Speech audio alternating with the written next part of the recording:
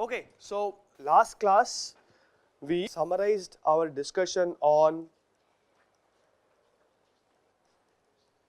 parasitic delay.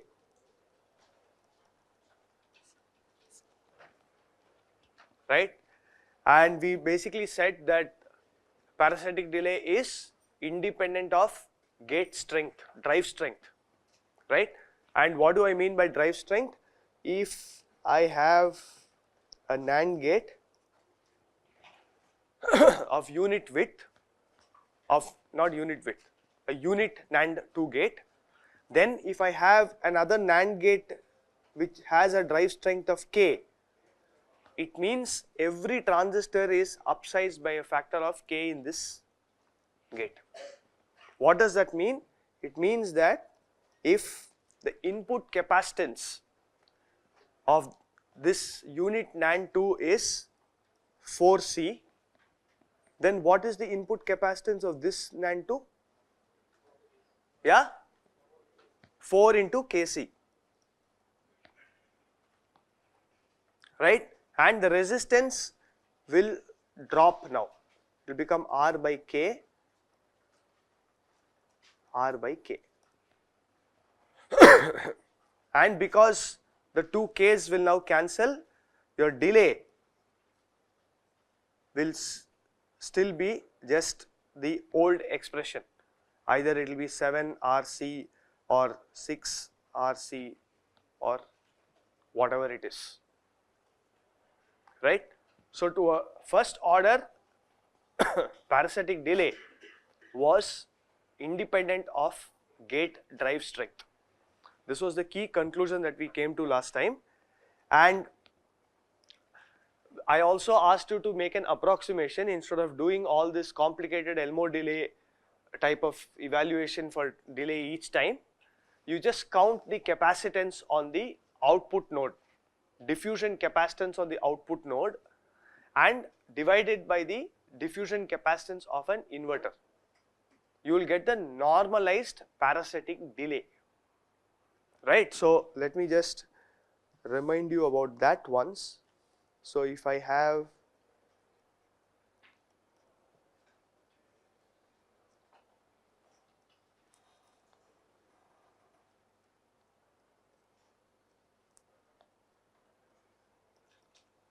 right A, B,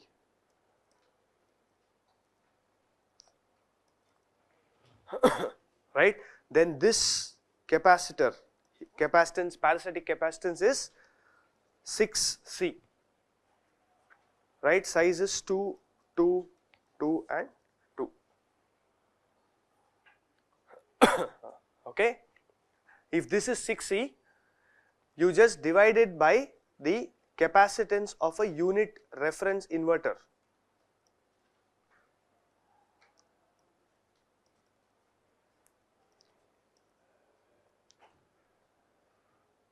One, 2 and this is 3C.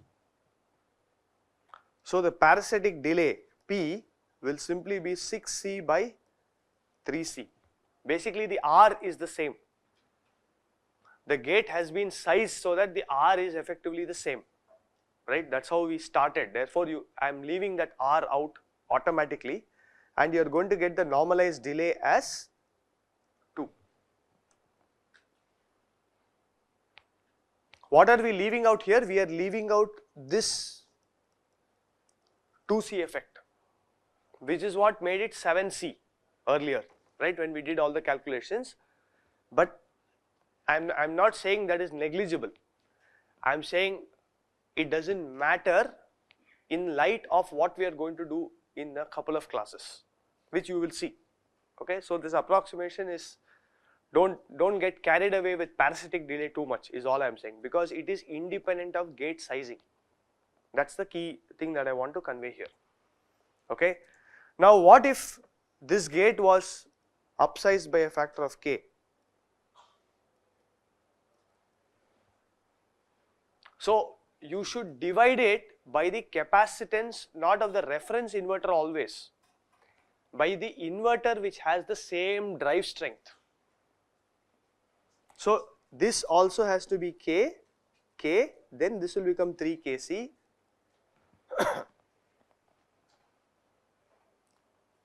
Right, then it will become 3 Kc by Kc, and then you will still get 2 as the answer. The bottom line is, if I scale the transistors by the same amount, delay should not change. So when you are doing this normalized delay calculation, it has to be done with reference to the inverter which provides the same drive strength as your NAND gate at hand or the device at hand. For a NOR gate, it will be a different thing again, right? The reference inverter and the inverter here might be the same. As long as I scale NAND and NOR by the same amount, it doesn't matter. Clear? This is just an approximation. We'll come back to this a little later. Okay, we'll use more of this later, and we'll come back to it. Okay. Now I want to move on to driving a load capacitance.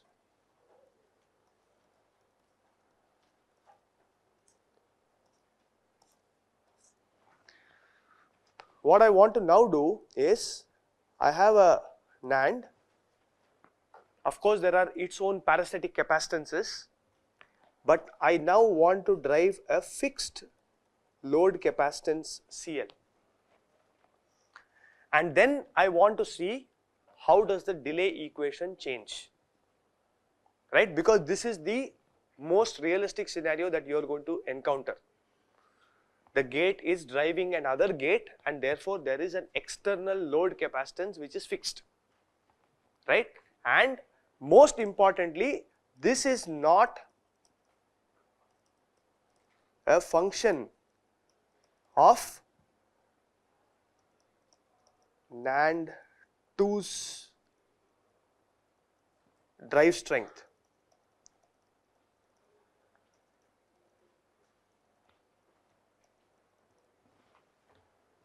It's not a function of that. So if I upscale the NAND 2 by a factor of K, this capacitance does not scale. It's a fixed capacitance because the capacitance is coming from outside, from some other gate.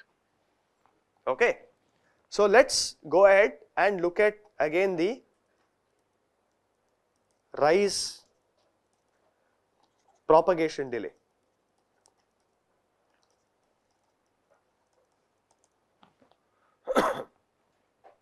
So what's the equivalent circuit? I have R, right, from the PMOS of the NAND. Then I have its parasitic capacitance. How much is the parasitic capacitance for the NAND at the output node? 6C, 2C from each two PMOSes and 1 2C from the NMOS. 6C, and then I have a CL, right? Therefore, the delay is now simply going to be R into 6C plus CL.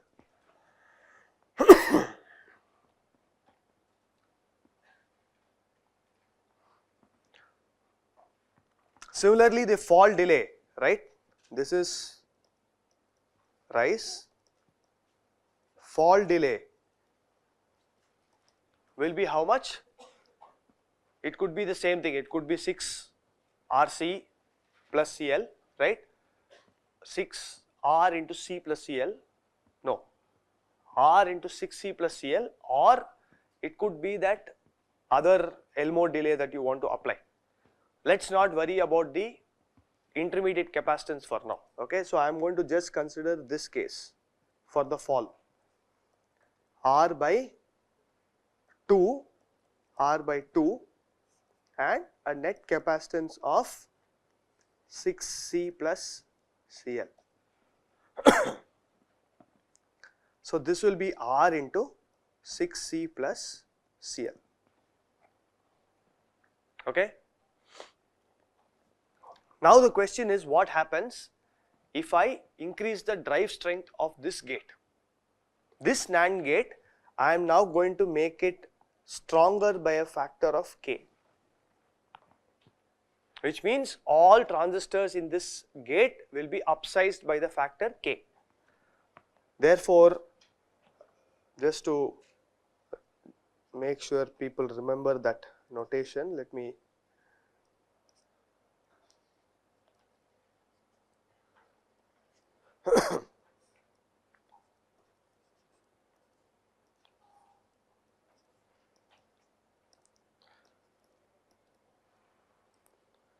sorry, AB, AB.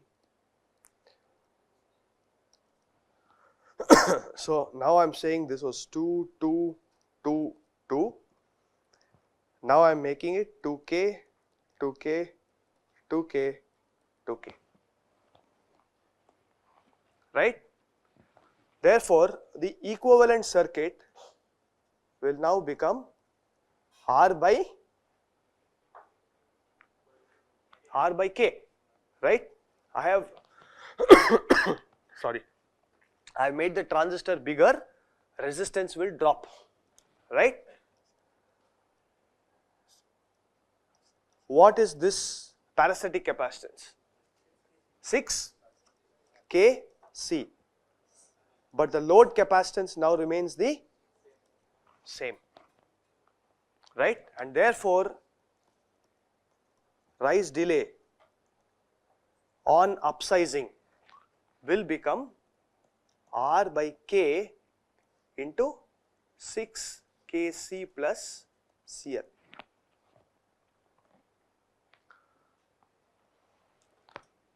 This I can further simplify as 6 Rc plus R into Cl by k.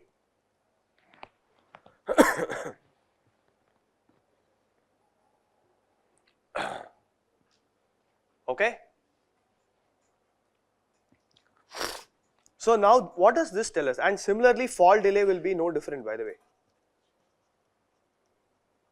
Will also be just R by k into 6 kC plus Cl, no different,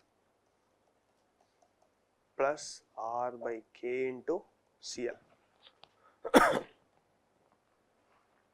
So what does this tell us now? The delay has two components.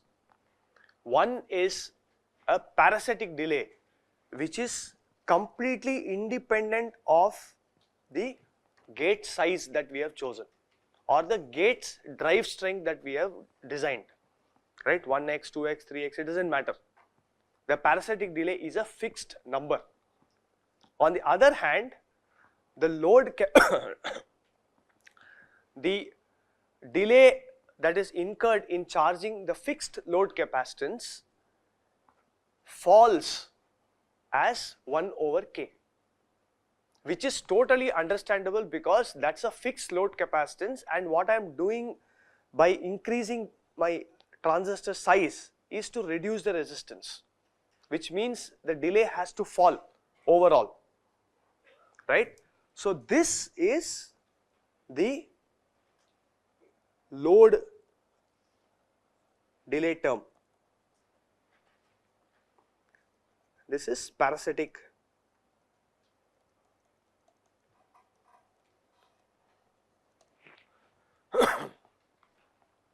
okay, but it's not that we are done with the delay whatever partition. We can partition this even further and get many more insights into the delay of a logic gate in general, okay. So let us look at this term, R by k into Cl. What is k? So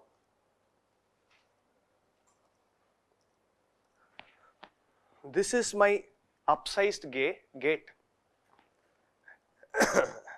and this had a capacitance of 4 kC. Okay, this is my upsized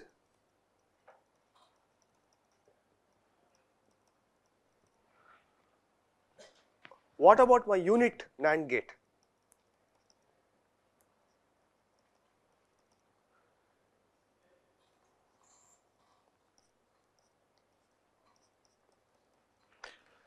This is just 4C. So if in general for any logic gate, I can write this as C unit. The gate capacitance presented by a unit gate. Right, I told you for a NAND gate, the unit gate is 2222 sizes. For a NOR gate, it is 1144. Right, NOR 2. NOR 3, it is 11666. 111666. Like that, if you define a unit gate, then whatever capacitance that unit gate presents, we will define as C unit. And this guy is my capacitance of the DUT, device under test, right? In my slides, I have called it C gate, CGATE, but maybe this DUT might be better. Okay, so the factor K is nothing but the ratio of the capacitance of the device under test, which has been scaled up by some factor, divided by C unit.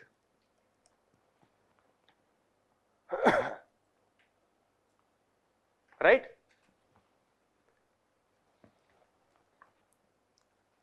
Therefore, I will now write this R by K into CL as R by R into CL into K was what? C device under test into C unit.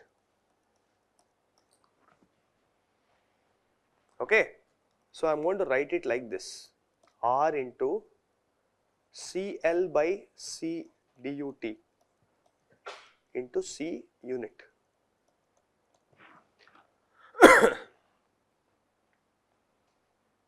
Okay, now what's the net delay? What's the net delay that we had? The load term R into CL by C DUT, sorry, into C unit plus some N times RC, where N will depend on the gate, whether it's an AND, NOR or whatever it is. Okay, but some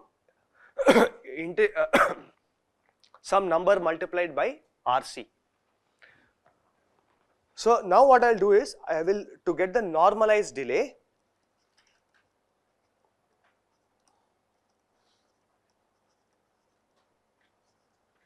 why normalized delay? Because it's enough if I characterize just the inverter.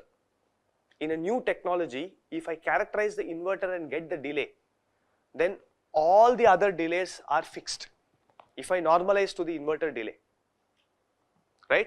So that's why we are going to normalize all the delays to the delay of the inverter. Okay, normalized delay is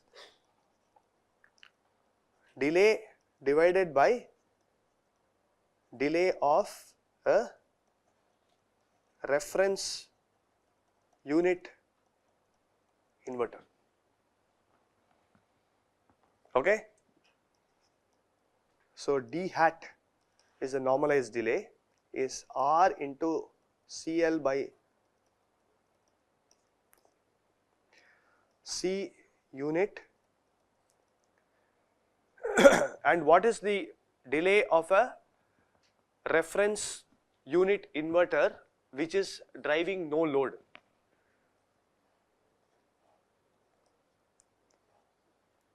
See this.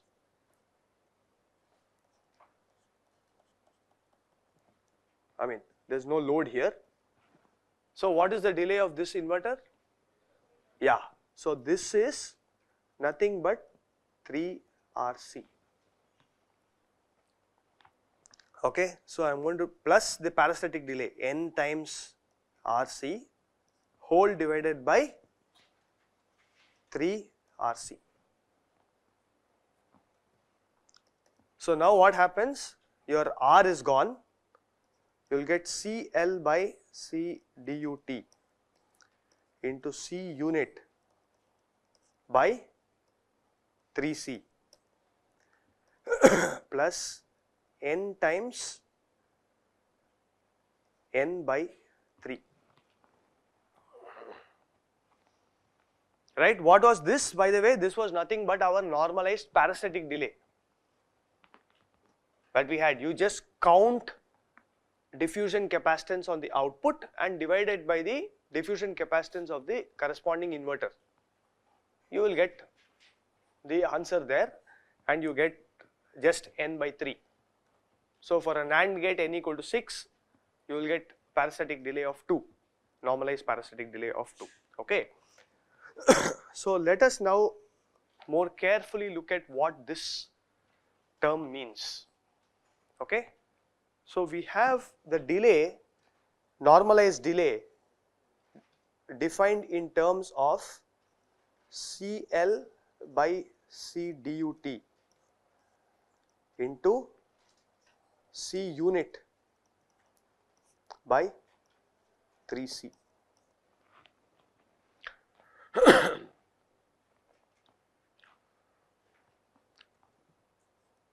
This is basically just ratio of the output capacitance of that gate to its input capacitance, right? So if I have a NAND gate which is driving a load like this, this capacitance at the input is C dut, this is CL. So delay is just one of the terms in the delay is just ratio of output capacitance to input capacitance presented by that gate. Okay, this is just one of the terms. This guy is called electrical effort.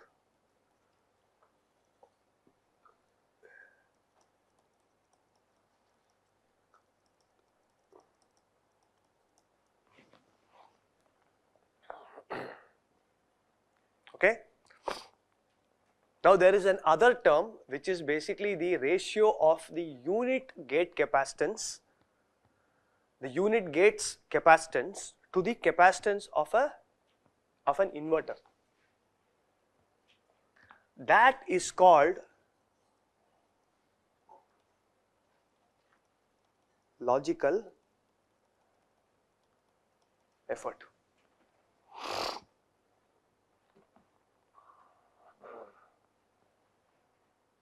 Why is it called logical effort and why is the other thing called electrical effort? Electrical effort is, it's because it has to actually charge that particular capacitance value. Okay, it has to do the work to charge that capacitance in that particular circuit, whatever value there is.